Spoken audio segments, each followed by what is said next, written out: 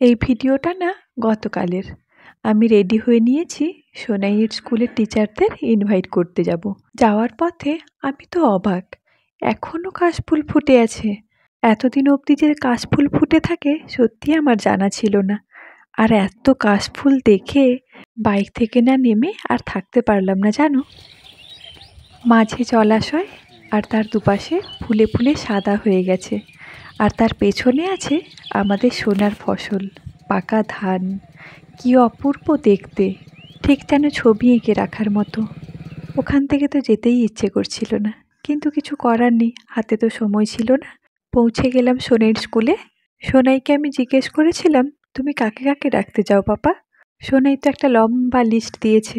সবার পেরেন্টসদেরকে তো আমরা চিনি না, তাই স্কুল থেকে ওনাদের নাম্বার নিলাম। আর ওই দেখো, সোনাই তো বেশ মজায় চলে যাচ্ছে স্কুলের ভেতরে। ভেবেছে কি সব বন্ধুদের সাথে দেখা হবে। স্যাটারডে ছিল তো, ছুটির দিন, তাই কারোর সাথে দেখা না পেয়ে বেচারার মনটা একটু খারাপই হয়ে গেছে। চলো আজকের মতো মিনি ব্লগটা এখানেই শেষ করছি। দেখা হবে পরের ভিডিওতে। টাটা।